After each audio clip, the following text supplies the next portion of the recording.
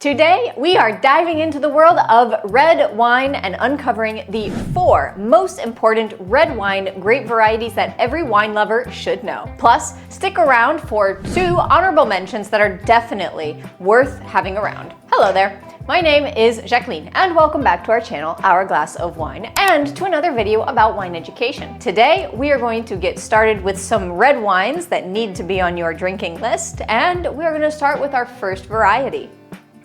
Grape number 1, Pinot Noir.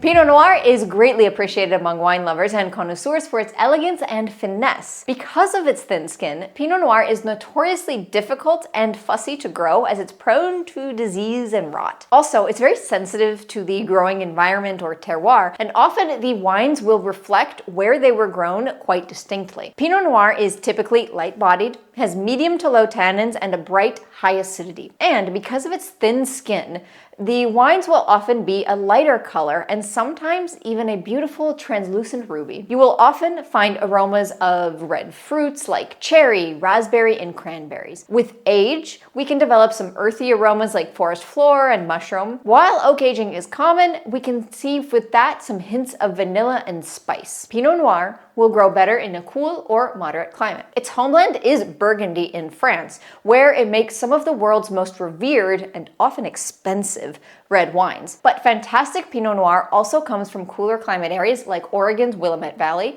California, especially coastal areas like Sonoma and Santa Barbara, and New Zealand and Germany as well. Grape number 2, Cabernet Sauvignon.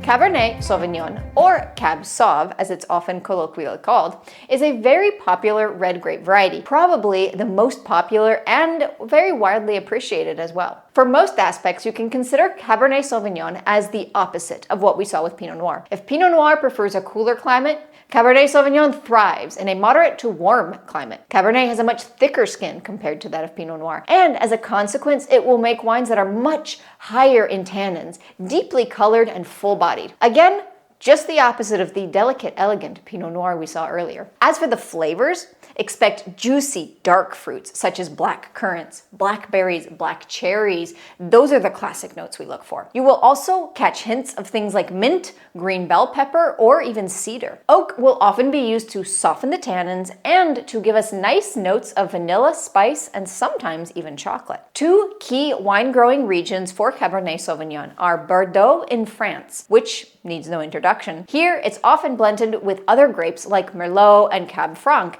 to create those world-renowned Bordeaux wines. But we also have Napa Valley, California, which is famous for big, bold, fruit-forward cabs that are usually bottled as a single varietal. In fact, this style has come to have its own moniker, California Cab.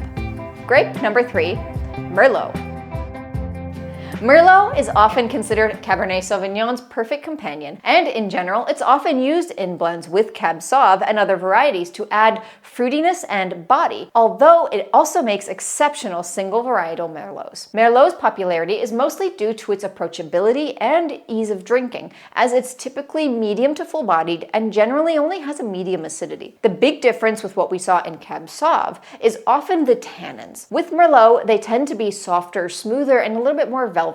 This will make them feel less grippy and make the wine often easier to drink, especially for beginners to enjoy. Flavors and aromas are definitely fruit-driven, but the kinds of fruits will largely depend on where Merlot is grown. In colder climates, we might see red fruit flavors and aromas like strawberries and plums. Whilst in warmer climates, Merlot can ripen more reliably, it will get sweeter black fruits like black plums and large black cherries. Oak aging is also quite common with Merlot. Like Cabernet Sauvignon, Bordeaux, France is key for Merlot, especially on the right bank in places like Saint-Emilion and Pomerol, where it's grown and blended with Cabernet Franc. But it's also grown successfully all over the world, and you will often find fantastic Merlots coming from California, Washington State, Italy, Chile, Australia, and so many other places. Grape number 4, Syrah or Shiraz.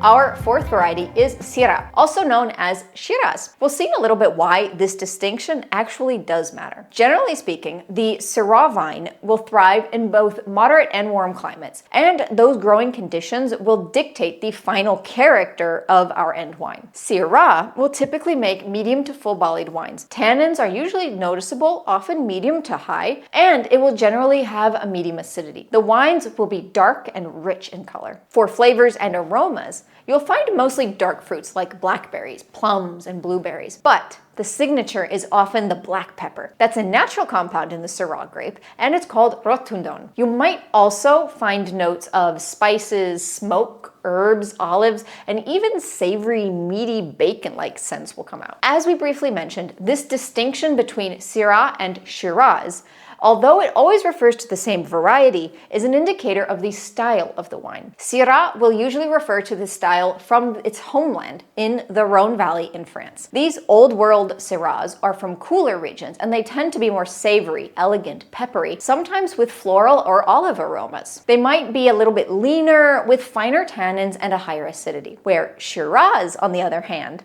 is famously used in Australia, particularly in warmer regions like the Barossa Valley. These New World Shiraz are often bolder, richer, more fruit-forward, and sometimes described as jammy, with a persistent tannin and sometimes higher alcohol. All right, and now it is time to unveil our two honorable mentions.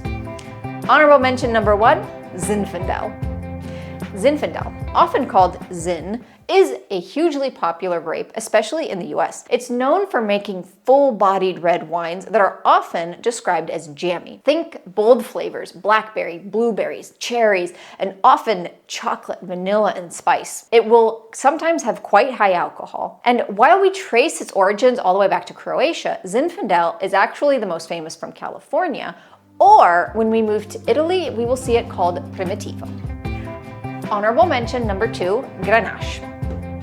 And of course, we couldn't make a video about red wine without talking about Grenache, or Garnacha, as it's known in Spain. The grape will often produce medium-bodied wines with a lovely red fruit characteristic with strawberries and cherries, and it can sometimes show a little bit of spice or cinnamon-like flavors. It can be surprisingly light in color, but also pack a punch in flavor, and sometimes in the alcohol too. Grenache is a star player in blends like the famous GSM, or Grenache, Syrah, Mourvèdre, that we will find in France's southern Rhone Valley. That will also include the famous Châteauneuf-du-Pape.